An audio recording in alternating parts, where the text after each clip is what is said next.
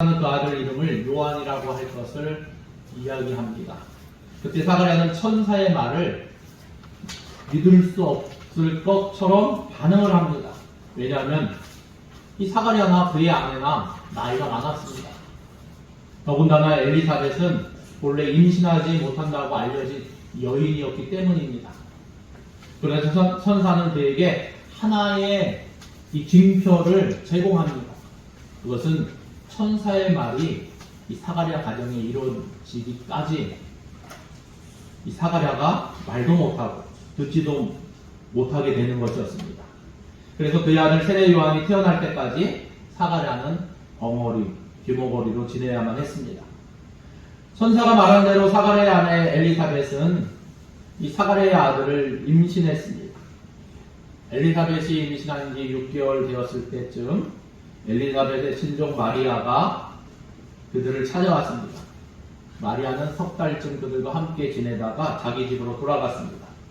이 모든 일을 통해서 사가랴는 그의 아들 세례 요한이 하나님의 아들 예수 그리스도의 길을 준비할 선지자가 되리라는 사실을 알았습니다.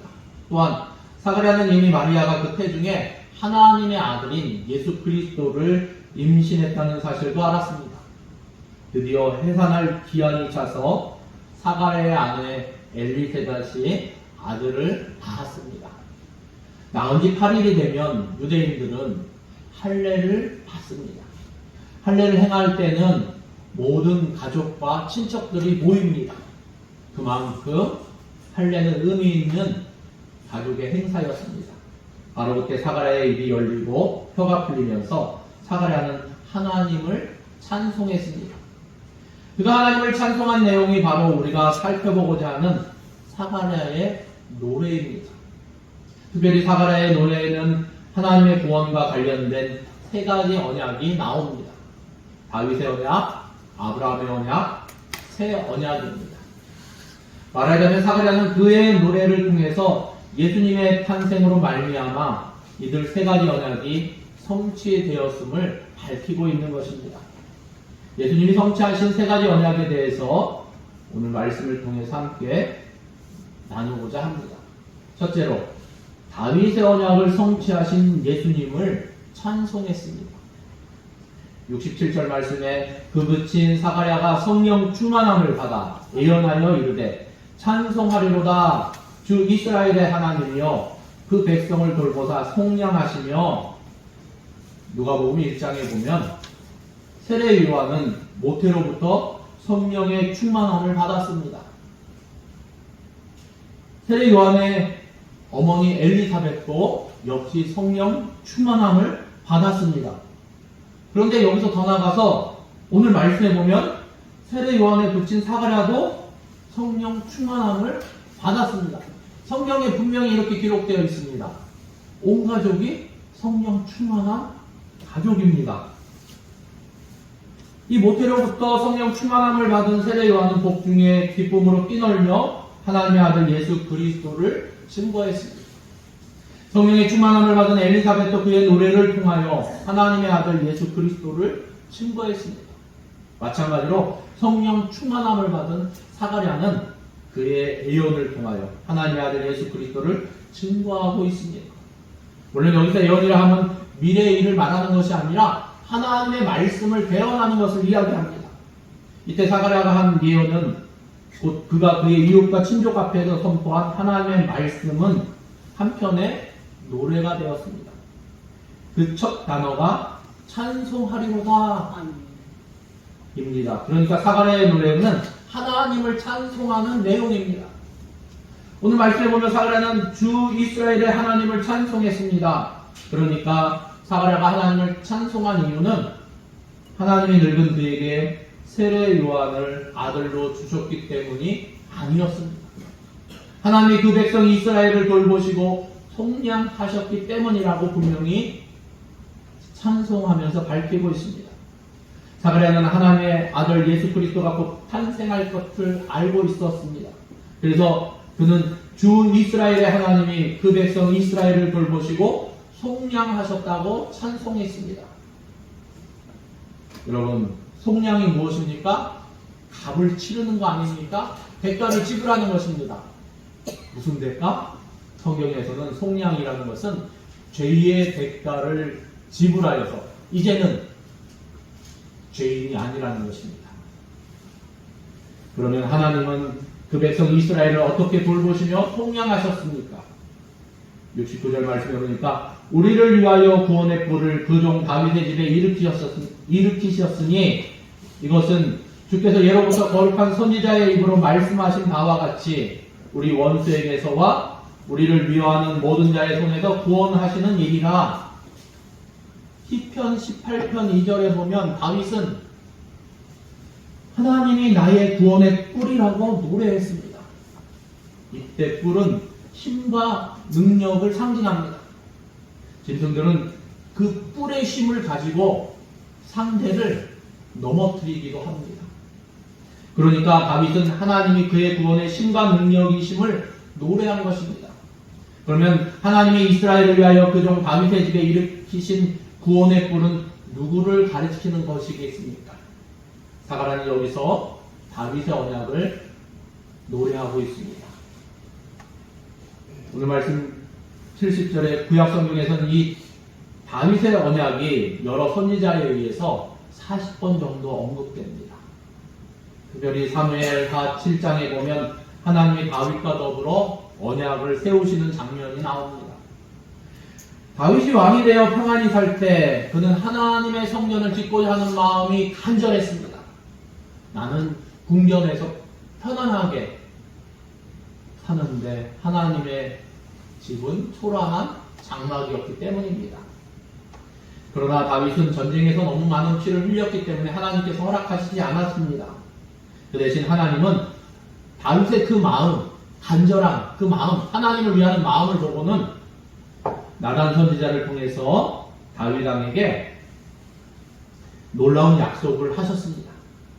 말하자면 하나님은 주권적이며 일반적으로 다윗 왕과 더불어 언약을 세우신 것입니다. 물론 여기서 언약이라는 단어는 사용되지 않았습니다. 하지만 다윗은 사무엘하 23장에서 이때 하나님이 그와 더불어 영원한 언약을 세우셨다고 밝히셨습니다. 그래서 우리는 이때 하나님이 다윗에게 약속하신 이것을 가리켜 다윗 언약이라고 부릅니다. 우리는 다윗 언약에서 가까운 성취와 먼 성취를 볼 수 있습니다. 우선 하나님은 다윗의 몸에서 날 그의 씨가 하나님의 집을 건축할 것이라고 약속하셨습니다.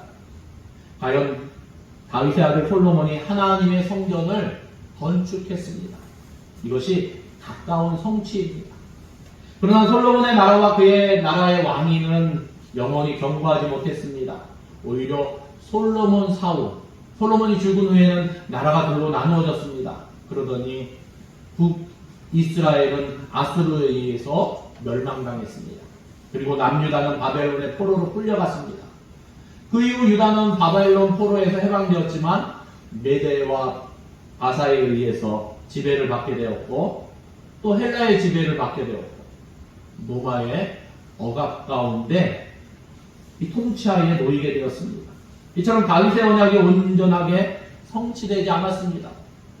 자연히 이스라엘 백성들은 다윗의 자손으로 오실 일을 기다리고 있었습니다.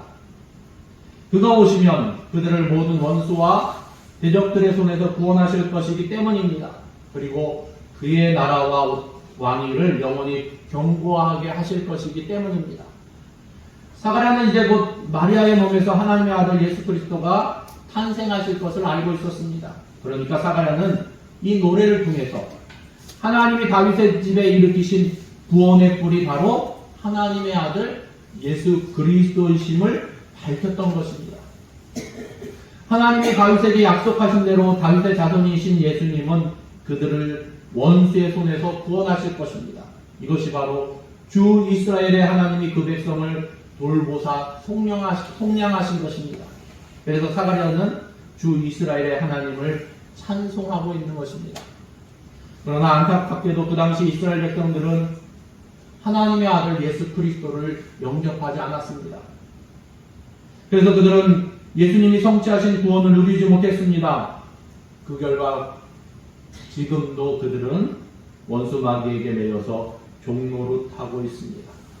그러나 우리는 예수님을 믿음으로 말미암아 사단의 손에서 구원을 받아 예수님이 다스리시는 영원한 나라의 백성이 되었습니다.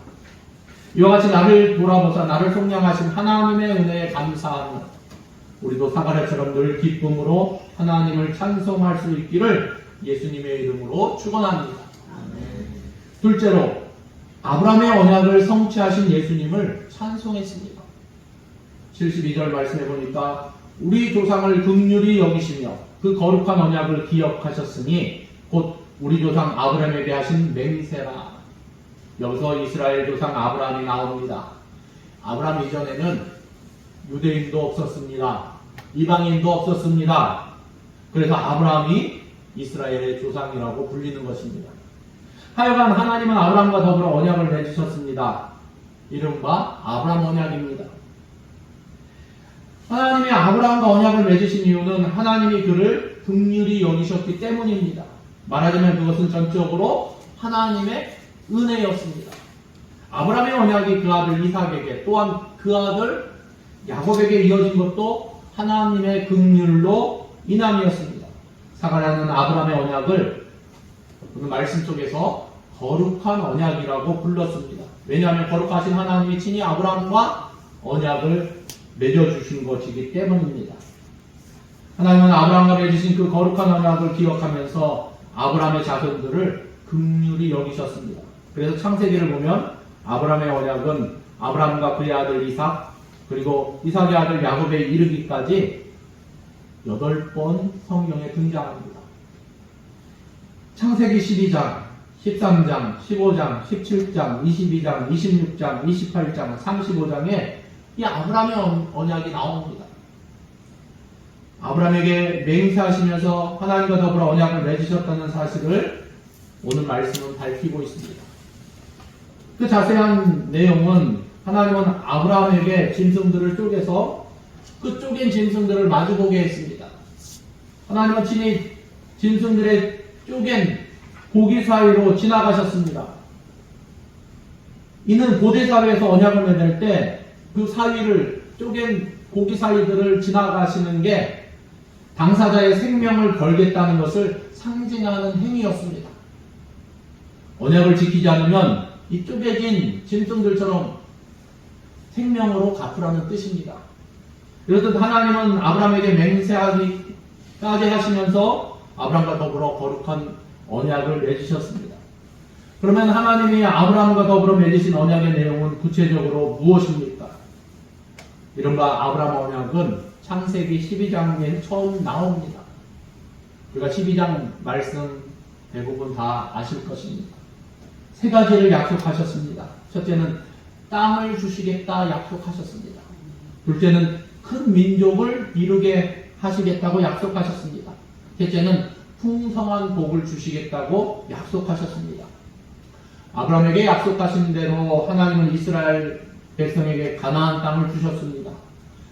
실로 그들은 12지파에 이르는 큰 민족을 이루었습니다. 또한 그들은 하나님의 말씀인 성경을 기록하여 그들로 말미암아 땅의 모든 족속이 복을 받게 되었습니다. 그렇다고 해서 아브라함의 언약이 완전하게 성취된 것은 아니었습니다. 그 당시 이스라엘은 노마의 억압을 받으며 심한 고통을 당하고 있었습니다. 따라서 땅에 대한 약속이나 풍성한 축복에 대한 약속이 완전히 이루어졌다고는 볼 수 없는 상태였습니다. 그럴 때 하나님은 아브라함의 언약을 성취하시기 위하여 다윗의 집에 구원의 꿀을 일으키셨습니다. 바로 예수 그리스도이십니다. 사가랴는 예수님이 아브라함의 언약을 온전히 성취할 것을 내다보면서 다음과 같이 노래했습니다.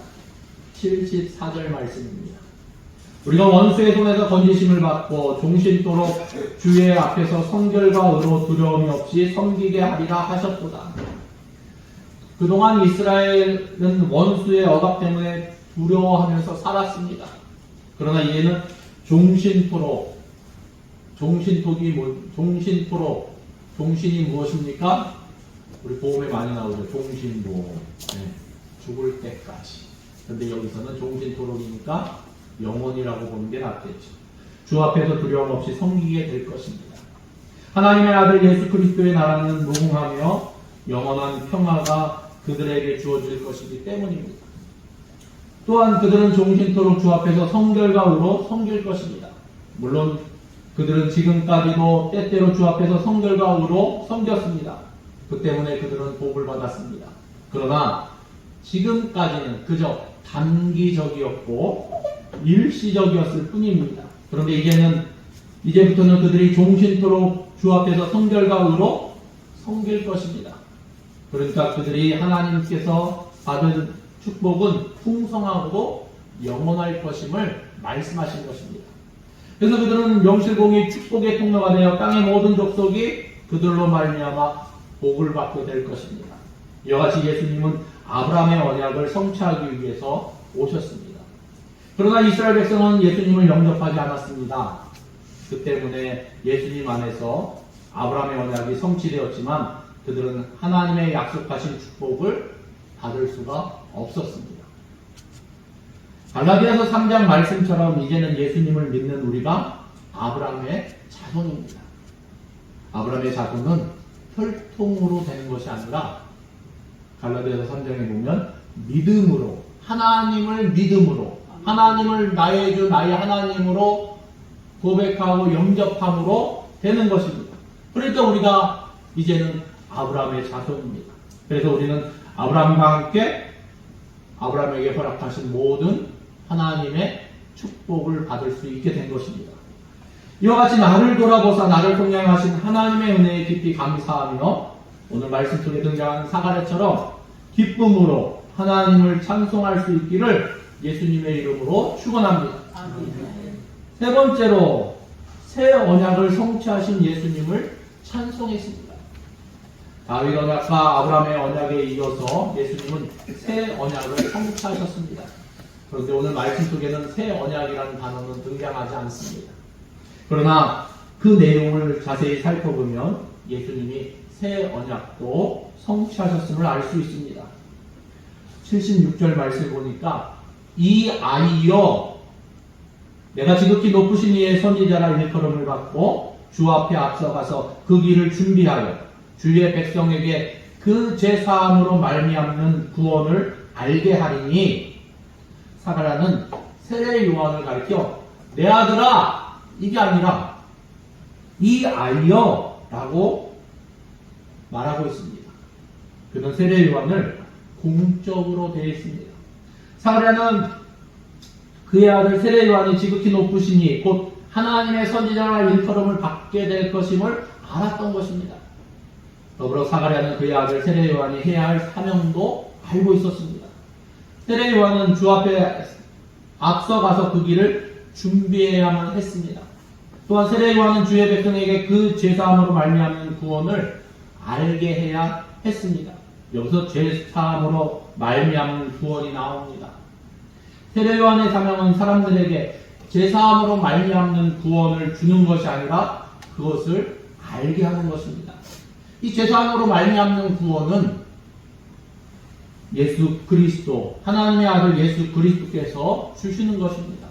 물론 다윗의 언약이나 아브라함의 언약에서도 구원은 약속되었습니다. 예로 다윗의 언약은 원수의 손에서 구원을 받아 그의 나라와 왕위가 영원히 견고하게 되는 것입니다. 그러니까 다윗 언약에서는 정치적 구원이 약속되었습니다. 아브라함의 언약도 원수의 손에서 구원받아 하나님의 축복을 풍성하게 받는 것이었습니다. 그러니까 아브라함의 언약은 사회적 구원이 약속되었습니다. 그렇지만 이들 두 언약에서 죄사함으로 말미암은 영적 구원은 약속되지 않았습니다. 예수 그리스도 안에서 다윗 언약도 아브라함의 언약도 성취되었습니다. 그럼에도 불구하고 왜 이스라엘 백성들은 그것을 누릴 수 없었습니까? 그들이 또 다른 언약, 곧 새 언약에 약속된 죄사함으로 말미암는 구원을 받지 못했기 때문입니다. 에레미야서 31장 말씀에 보면 하나님은 이스라엘 백성과 새 언약을 맺으시겠다고 말씀하셨습니다. 새 언약은 하나님은 두 가지를 약속하셨습니다. 첫째, 그들의 죄를 사하시며 구원하시겠다고 약속입니다. 둘째는 그들에게 새 마음을 주시겠다는 약속입니다. 이 새 언약은 신명기 29장에서도 언급하고 있습니다. 하나님은 모압 땅에서 이스라엘 백성들과 언약을 세우셨습니다. 이는 호렙산에서, 이 호렙에서 세우신 언약과는 다른 것입니다. 말하자면 하나님은 이스라엘 백성과 새 언약을 맺으신 것입니다. 이때 세우신 새 언약에서도 하나님은 이스라엘 백성들의 죄를 용서하시며 구원하시겠다고 약속하셨습니다. 또한 신명기 30장 말씀에서도 하나님은 그들의 마음에 할례를 베푸셔서 그들에게 새 마음을 주시겠다고 약속하셨습니다. 에스겔서 36장도 새 언약에 대해서 언급하고 있습니다.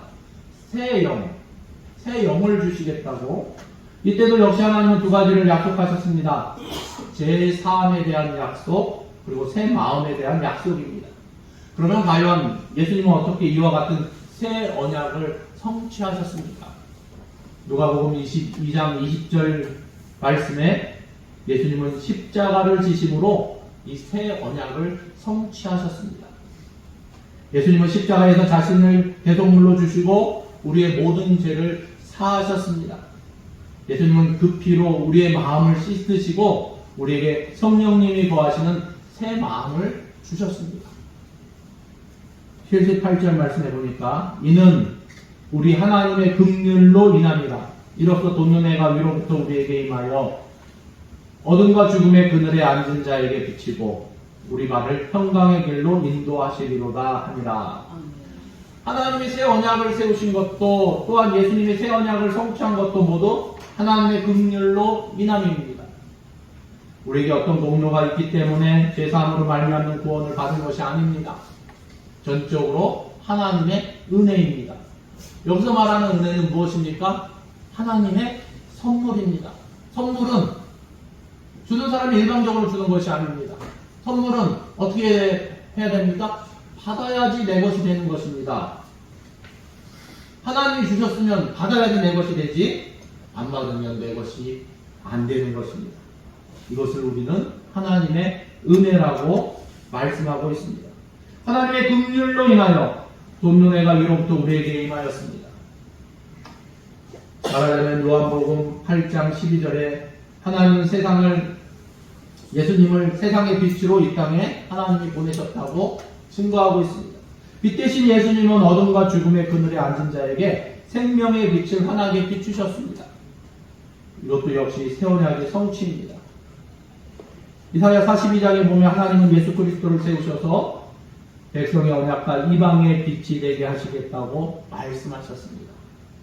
그러니까 예수님은 이방의 빛이 되셔서 백성의 언약 곧 새 언약을 성취하신 것입니다. 어둠과 죽음의 그늘에 앉은 자를 그 발을 움직일 수 없습니다.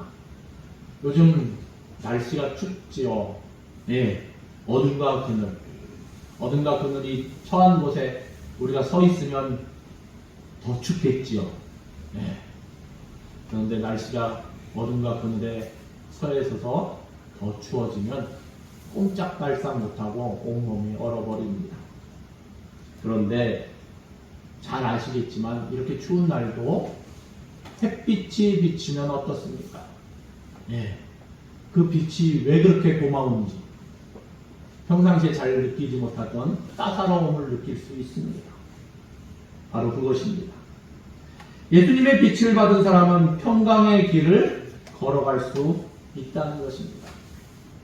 제3에서 오는 평강, 새 마음을 받은 데서 오는 평강이 넘치기 때문입니다. 이것이 새 언약의 성취입니다. 이사야 54장에는 하나님은 새 언약을 가리켜 화평의 언약, 평강의 언약이라고 부르십니다. 오늘 우리는 사가랴의 노래를 통해서 예수님이 세 가지 언약을 성취하셨다는 사실을 나누었습니다. 다윗의 언약을 성취하셨고 아브라함의 언약을 성취하셨고 새 언약을 성취하셨습니다. 그러므로 예수님은 영원히 우리를 다스리시며 영원히 우리를 보호하십니다. 우리는 하나님이 주시는 축복을 풍성히 받으며 날마다 이 세상의 축복의 통로로 살아갑니다. 우리는 제사함을 받아 새 마음으로 하나님을 경외하며 언제나 평강의 길을 걸어가는 것입니다. 이 모든 것이 전적으로 하나님의 은혜입니다. 하나님이 우리를 긍휼히 여기시고 그 아들을 보내사 우리를 돌보시고 속량하셨기 때문입니다. 이와 같은 하나님의 은혜를 생각하면서 우리도 사가랴처럼 기쁨으로 감사함으로 하나님을 찬송할 수 있는 저와 여러분 되시기를 예수님의 이름으로 축원합니다. 기도하겠습니다. 하나님 감사합니다. 하나님 참 부럽습니다. 엘리사벳도 성령이 충만하였고 복중에 있던 세례요한도 성령이 충만하였고 이 사가랴도 성령이 충만하였다고 성경은 증거하고 있는데 참 이 가정이 왜 이렇게 부러운지요. 하나님 예수 그리스도로 말미암아 우리에게 새 마음, 새 영, 또 성령을 주셨고 십자가의 보혈로 말미암아 죄사함으로 말미암은 구원을 허락하셨는데 우리가 항상 이것을 기억하면서 내가 구원받았고 나에게 성령 하나님이 함께 하심을 기억하면서 오늘 말씀 속에 사가랴와 같이 하나님을 찬송하며 기뻐하며 하나님 앞에 하나님과 동행하는 복된 삶 살아갈 수 있는 우리 대명교회 모든 하나님의 자녀들 될 수 있도록 하나님 축복하여 주시옵소서. 모든 것을 감사드리며 예수님의 이름으로 기도드립니다. 아멘.